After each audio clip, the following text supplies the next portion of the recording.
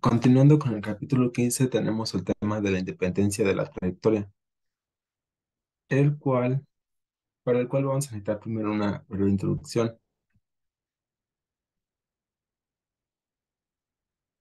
En esta tenemos que definir, por ejemplo, la trayectoria o la trayectoria de integración, la cual va a ser una curva C que va a ser suave.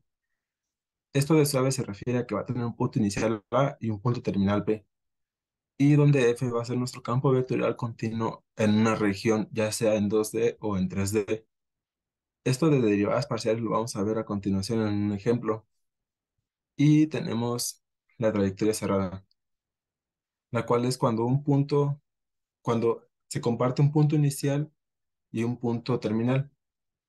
En las imágenes de aquí tenemos, por ejemplo, una trayectoria cerrada y los tipos de trayectorias cerradas, que sería la simple no cerrada, porque está abierta, la no simple no cerrada, que forma como un aro, la simple cerrada, que es prácticamente el mismo ejemplo que la de arriba, y la no simple cerrada, que forma como un nudo. Una vez definido esto, tenemos el teorema de la independencia, que es donde nuestro F, que es un campo vectorial continuo, como dijimos anteriormente, con dominio D, que corresponde a la integral de F, es independiente a la de trayectoria, lo que quiere decir que cualquiera de las dos trayectorias C1 o C2 tiene el mismo punto inicial y el mismo punto terminal, como se ve en la imagen. Las dos trayectorias que tenemos van a caer siempre en el mismo, bueno, nacen en el mismo punto y caen siempre en el mismo punto. Estas integrales de línea de campos vectoriales conservativos siempre van a ser independientes de la trayectoria, por lo que si vemos una integral de esta forma, siempre va a ser independiente de la trayectoria. También otra forma de ver la independencia es bajo lo mismo, simplemente que los dos salgan del mismo punto y terminen en el mismo punto, tanto C1 como C2.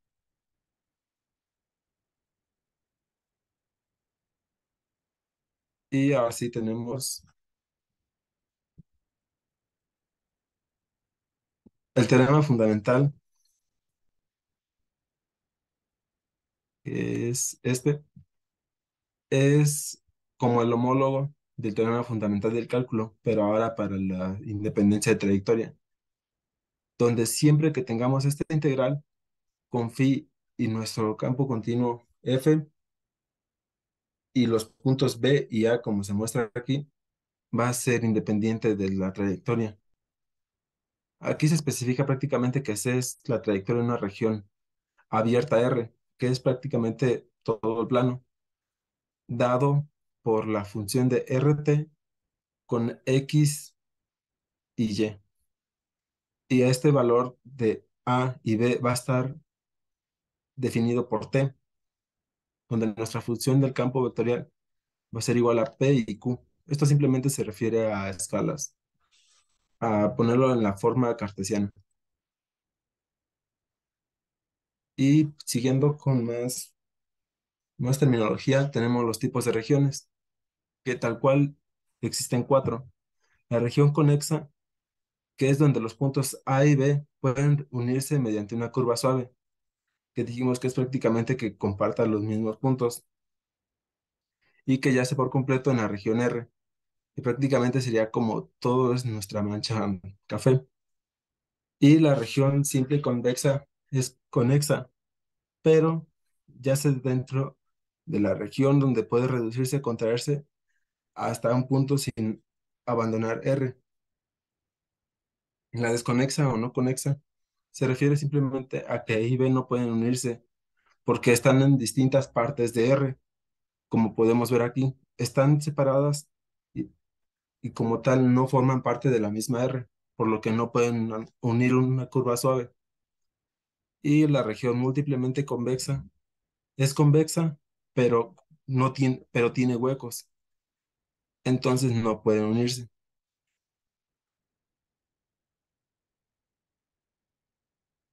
Ahora pasando a los teoremas. Tenemos dos, el cual prácticamente uno se define para 2D y otro para 3D. en donde tenemos que la integral de f es independiente de la trayectoria de c, solo si el campo vectorial es conservativo en R. ¿Qué quiere decir que es conservativo? Que pertenece a R y puede ser convexa. Y el otro teorema, donde una región convexa abierta en R con la forma de la integral f es independiente solo si nuestra integral de f tiene un valor de cero para toda trayectoria cerrada en R, que sería prácticamente como nuestras imágenes anteriores, donde tenemos que dos curvas suaves parten del mismo punto y llegan al mismo punto. Ok, para esto nace la prueba para un campo conservativo, que es otro teorema. Lo importante de este teorema es que para un campo vectorial conservativo en una región abierta R, donde P y Q son continuas, recordemos que sería prácticamente como verlo de una forma cartesiana, y tiene las primeras derivadas parciales continuas en R, tendrían esta forma, donde para P, donde la derivada parcial de P va a ser la derivada parcial de Y, esto visto como 2D, pero si lo vemos en 3D, tendríamos todas estas derivadas parciales, que en caso de cumplirse, se va a probar la independencia de la trayectoria. Para esto tenemos un ejemplo, el cual nos dice que demostremos que la integral es independiente de la trayectoria entre 1,1, 1 y 2,1,4, por lo cual podemos decir que está en 3D. Así que nuestra integral es esta, que tiene forma de y más yz, la derivada de x, más y más 3z cúbica más xz de y, más 9yz cuadrada más xy menos 1 en z. Así que lo primero que hacemos es definir nuestra f, que tal cual como lo vemos es nuestra integral de la que partimos, solo que la ponemos como una forma cartesiana, con i, j y k refiriéndose a x, y y z respectivamente. Por lo que podemos decir que p, como nuestra x va a ser igual a y más yz, Q correspondientemente va a ser igual a x más 3z cuadrada más xz. Y nuestra r como k va a ser igual a 9yz cuadrada más xy menos 1. Ahora hacemos nuestras derivadas parciales. La derivada parcial de p respecto a y va a ser igual a 1 más z, que si por ejemplo derivamos x de q, va a ser lo mismo que la derivada parcial de p. Y así lo repetimos con cada z y nos da y, lo cual va a ser igual a la derivada parcial respecto a x de r. Y la derivada parcial de z respecto a q, que va a ser igual a 9z cuadrada más x, que como vemos es igual a la derivada parcial de r respecto a y. Si nos regresamos un poco al teorema anterior, podemos ver que se cumple esto, que las derivadas parciales son iguales, por lo que podemos decir que tienen una trayectoria independientemente.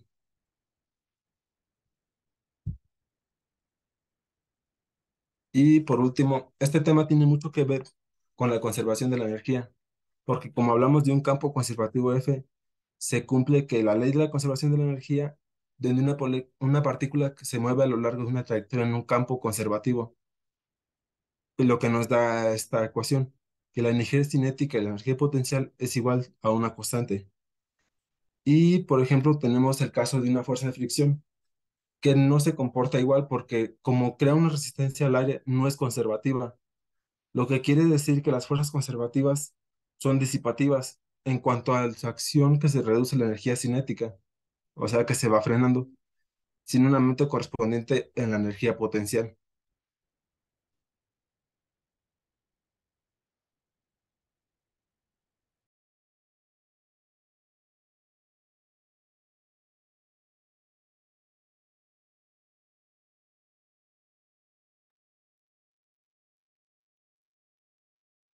Bueno, ahora yo les voy a hablar sobre el teorema de Green, que va a juntar todo lo que hemos visto de integrales de línea trayectoria con integrales dobles.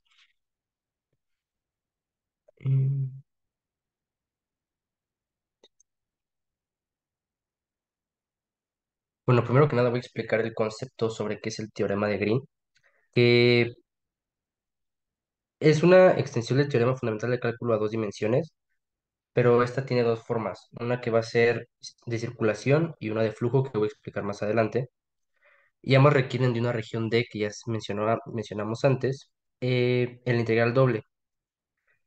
Y en pocas palabras, como pongo aquí, el teorema de Green relaciona una integral de línea alrededor de una curva para simplemente cerrada C, una integral doble sobre la religión de C.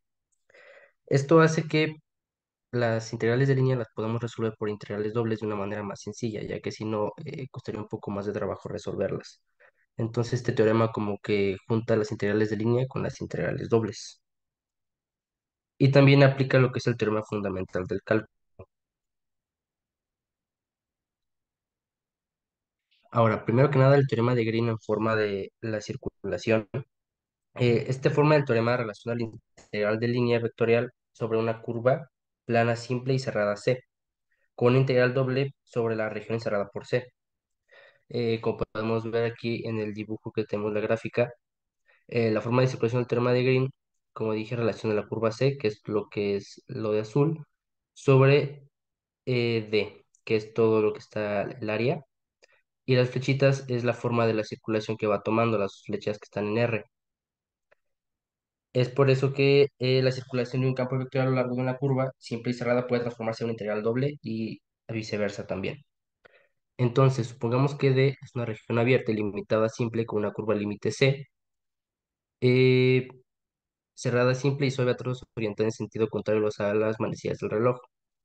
Entonces, supongamos que F se puede descomponer en las coordenadas PQ en un campo vectorial con funciones componentes que tienen derivadas parciales continuas en D.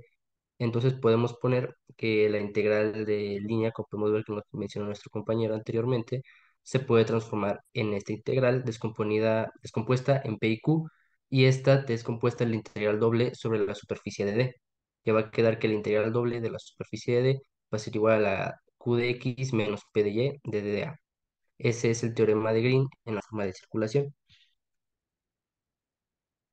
Pero hay que observar que el teorema de Green solo puede utilizarse para un campo vectorial bidimensional F. Si F es un campo tridimensional, el teorema de Green no es aplicable.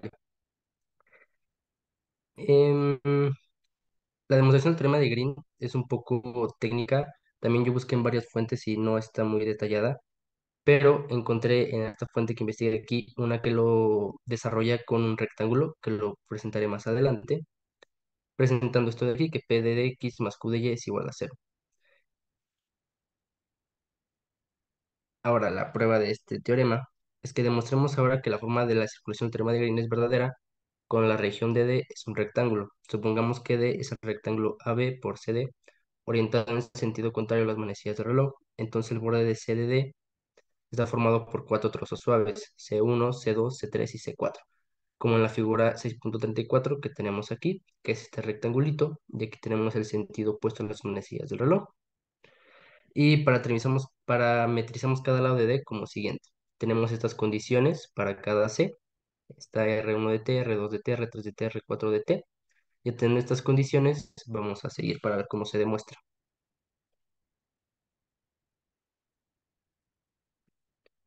Primero que nada empezamos con la trayectoria integral de línea. La descomponemos en cada una de las Cs que vimos anteriormente. Les ponemos el signo correspondiente ya que van en direcciones diferentes cada una. Después sustituimos las R1 de T, las R2 de T, las R3 de T, las R4 de T con su signo correspondiente en la integral. Y ponemos sus límites también, de B de A, de D a C. Ahora, como dijimos anteriormente, se pueden reemplazar por las letras P y Q que van a decir las coordenadas. Entonces reemplazamos esto por la P, por la Q, igualmente en esta e igualmente en esta. Y reemplazamos por TC, BT, TD y AT. Ahora, podemos juntar lo que esté en los límites iguales. Lo juntamos como está aquí, que nos queda la integral de BDA de PTC menos PTDD de T, más la integral de DC de Q de BT menos Q de AT de T. Ahora, según el teorema fundamental del cálculo que tenemos aquí, lo podemos descomponer en las derivadas parciales de dy y en las derivadas parciales de dx. Por lo tanto, nos quedaría de la forma que tenemos aquí, de menos b de a es igual a p de t menos ptc de t más la integral de d de c de q de bt menos q de at de t. Y nos da la parte de aquí abajo que tenemos hasta ahorita. Y luego tenemos aquí la tabla de las derivadas parciales. Lo podemos igualar a esto de aquí, que tenemos aquí una t y aquí una t. Lo podemos sustituir por la otra letra que nos falta, como aquí lo hicimos, que sería... Ah, y también cabe aclarar, aquí ya se puso la integral doble y lo podemos poner como menos integral doble de b de a, de dc, de la derivada parcial de y, de p de xy, de y de x, más la integral doble de c, b de a, de la derivada parcial de x, de q, de xy, de x de y. Y esto lo podemos simplificar a la integral doble de b de a, de dc, de qx menos py, de y de x. Y esto lo podemos ya simplificar más con la superficie de D y nos queda lo que teníamos anteriormente. Por lo tanto, aquí se puede comprobar con este ejemplo del rectángulo que la integral de trayectoria f de dr es igual a la integral doble de la superficie D de q de x menos p de y, con la que hemos demostrado el teorema de Green para el caso de este rectángulo, que es la demostración un poco más sencilla que se puede tener para este teorema. Entonces, una vez ya demostrado, vamos a aplicar un ejemplo de sobre un rectángulo también. Vamos a calcular la integral de línea de x cuadrada por y de d de x más y menos 3 de y. Como dije anteriormente, este teorema sirve para que una integral de línea la podamos transformar en una integral doble y resolverla de una manera más sencilla.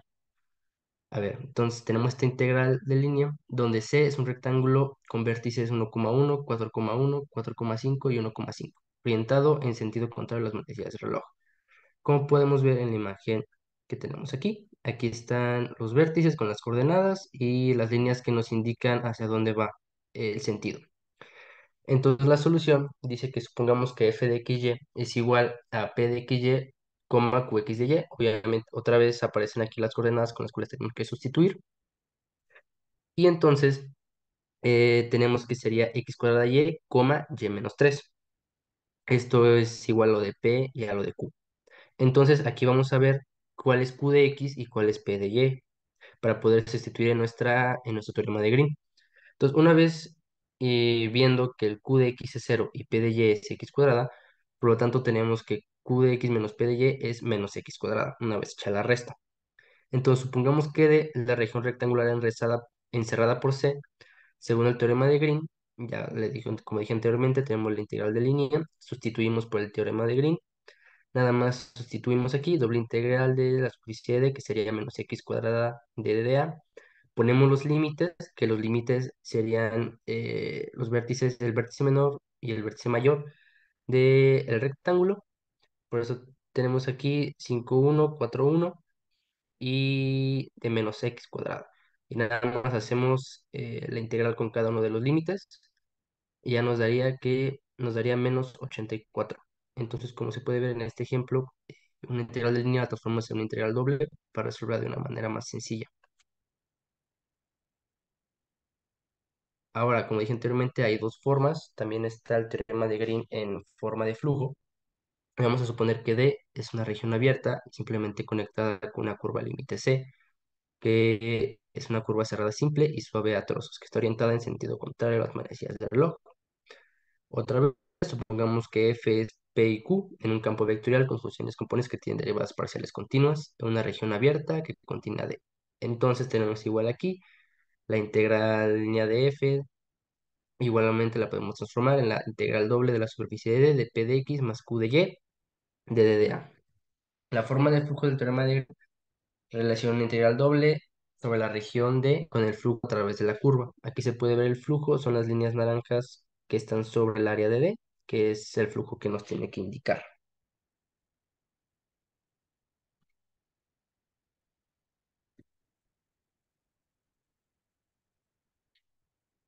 Y la prueba de esto es que recordemos que la integral de línea de f de n de s es igual a la integral de línea de menos q de x más p de y, p de d de y.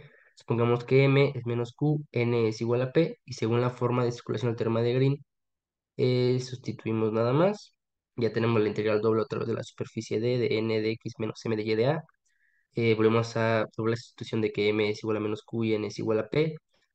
Tenemos p de x menos menos q de y, menos por menos da más, y ya nos estaría la integral doble de la superficie de D de p de x más q de y de d de a.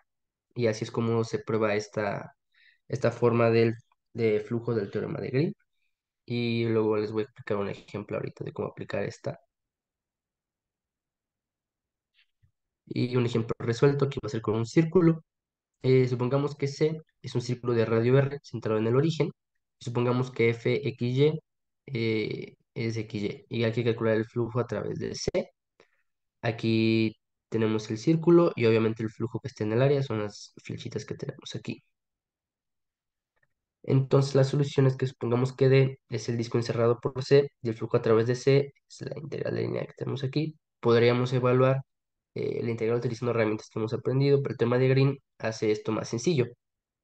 Supongamos que Pxy es igual a X y Qxy es igual a Y, por lo que Fp de Q sería P de X es igual a 1 y esto sería igual a Q de Y.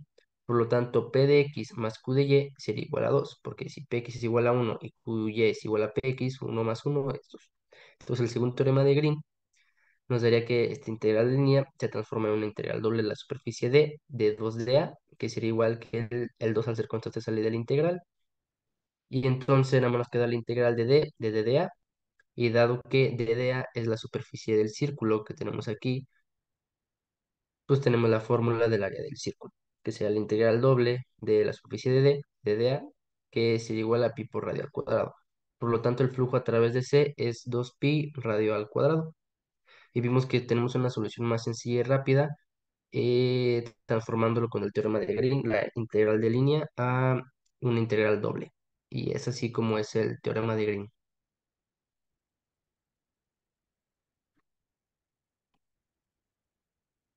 Ahora expondremos el teorema de Stokes.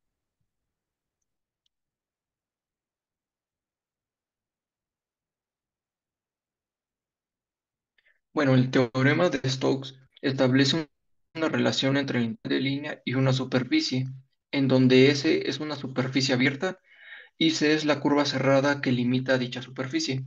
La dirección del recorrido de la curva C determina la orientación del vector normal a la superficie. En el primer recuadro podemos ver que tenemos una superficie abierta S que está delimitada por una curva C. Esta curva C debe de ser suave y está dirigida por un vector n que nos es perpendicular a la superficie. Entonces, el teorema se aplica a una superficie que debe de estar cerrada y delimitada por una curva C. Entonces, el teorema de Stokes sale de la premisa de que las integrales de línea son más difíciles de evaluar que una integral doble. En el teorema de Stokes tenemos la multiplicación de un símbolo na- nabla por nuestro vector por el vector normal que es unitario. Y de sigma también se conoce como el diferencial de superficie. Eh, Nabla por el producto cruz de Nabla por el vector F o campo vectorial se conoce como el rotacional de F.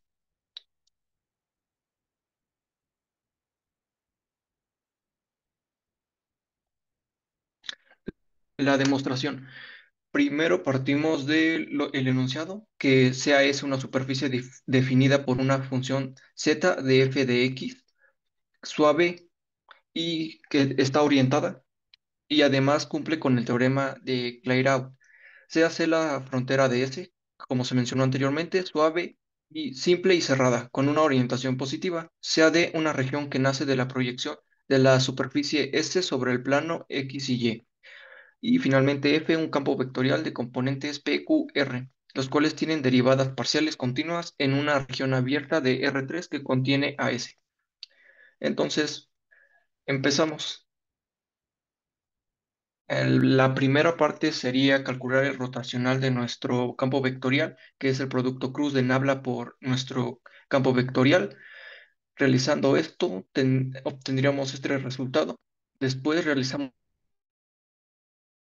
nuestra superficie S en términos y como es solamente en componentes X y Y, esta sería nuestra parametrización. Calculamos un vector normal a la superficie. Como solo la superficie solo tiene dos componentes, sabemos que el producto cruz nos da un vector que es perpendicular a otras dos superficies, a otros dos componentes. Por lo tanto, al hacer el producto cruz entre el componente X y Y, nos daría K, o Z. Entonces, a partir de esto decimos que el diferencial de superficie, no, el diferencial de ds va a ser menos la derivada de z respecto a x, coma la derivada de z respecto a y 1. Entonces reemplazamos los valores en la ecuación de Stokes y realizamos nuestro producto punto, ya que conocemos quién es el rotacional de F y quién es de S. Después de realizar el producto punto, podemos agrupar términos. Los términos que están sumando los llamaremos diferencial de n respecto a diferencial de x, una derivada parcial de n. Y los términos que se están restando sería la derivada parcial de m. Entonces, al hacer la integral, tendríamos que una de las integrales nos daría que esto es igual a la integral desde que, bueno, como se realiza la primera integral, la integral de nuestra superficie, solamente quedaría la integral de quien está delimitando nuestra superficie, que sería una curva cerrada y suave. Entonces solamente quedaría la integral evaluada desde A hasta B, que sería nuestra curva delimitadora de m de x más n de y. Ahora, para comprobar que este teorema es válido, partimos de la integral de línea. Derivamos nuestro campo vectorial y una vez que derivamos nuestro campo vectorial, despejamos DDR. Ya que hemos encontrado DDR, vamos a sustituir en esta parte de la ecuación en 1 y por su derivada. Entonces, el resultado sería esta parte. Después, distribuyendo R por cada uno de estos, podemos agrupar de esta forma factorizando DDT, porque DDT está multiplicando y en cada término aparece dividiendo. Y ya que agrupamos los términos, podemos nombrar a esta parte M y a esta parte N, ya que y podemos ver que llegamos a la misma ecuación que llegamos en la parte anterior, por lo cual diríamos que el teorema es correcto. El ejemplo 1 dice que determine la circulación del campo vectorial F con componentes x al cuadrado menos y en i más 4z en j más x al cuadrado en k, alrededor de la curva C, en el plano z igual a 2, que corta el cono z igual a la raíz cuadrada de x al cuadrado más y al cuadrado en sentido contrario de las manecillas del reloj. Algo importante mencionar es que el teorema de Stokes nos dice que cuando tenemos un campo vectorial que tiene una magnitud, alrededor de él van a girar partículas en sentido perpendicular, tal y como indica la mano la regla de la mano derecha, que se usa comúnmente en el campo electromagnético, porque cuando tenemos un flujo de electrones que nos representa la corriente, alrededor de él aparece un campo. Entonces, la regla de la mano derecha describe esta interacción y el teorema de Stokes puede ser aplicado ahí. Entonces, el primer paso es que tenemos nuestra gráfica, hay que encontrar su vector normal y primero parametrizamos nuestro cono. Una vez que ya lo parametrizamos para hacer las integrales, para saber cuál es el área que está delimitada y ahí poder integrar. Después encontramos nuestro vector normal. Hacemos nuestro producto cruz y lo dividimos entre la magnitud del producto para encontrar nuestro vector normal y que sea unitario. Y este sería nuestro resultado. Después el siguiente paso sería calcular el diferencial de superficie. Y después de calcular el diferencial de superficie, calculamos el rotacional de nuestro campo vectorial y recordamos que debido a la parametrización, x es igual a r por el coseno de teta. Una vez que ya encontramos estas componentes, multiplicamos el producto de nabla por f o también el rotacional por el producto punto de nuestro vector normal unitario. Y tendríamos como resultado esto. Una vez y después de aplicar nuestra doble integral, y la doble integral va a estar evaluada mediante la parametrización de nuestro cono, de la curva que delimita nuestro cono, la curva C, encontramos que es a 4pi, por lo tanto, la circulación del campo vectorial F es de 4pi. El segundo ejemplo nos dice que utilizando el teorema de Stokes, evaluemos la integral de línea de nuestro vector F o nuestro campo vectorial F. Entonces nos dice que F es igual a x de z en i más x por y en j más 3x por z en k. Y dice que C es la frontera de la proporción del plano 2x. Haríamos gráficamente el enunciado anterior. Entonces, lo primero que necesitamos es encontrar nuestro vector normal.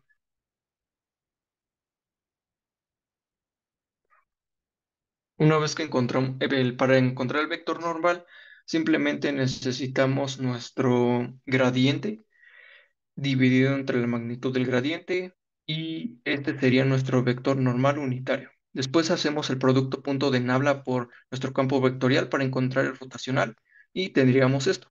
Entonces, después, a partir de esto, vamos a hacer nuestra multiplicación el rotacional de f por nuestro producto, el producto punto por nuestro vector unitario. Entonces, hay que calcular nuestro diferencial de área y podremos ya reemplazar, ya teniendo cada una de las partes, podemos reemplazar en la ecuación y a partir de los parámetros que delimitan nuestra curva cerrada C, evaluamos la doble integral y al final tenemos como resultado -1. La circulación del campo vectorial F sería de -1.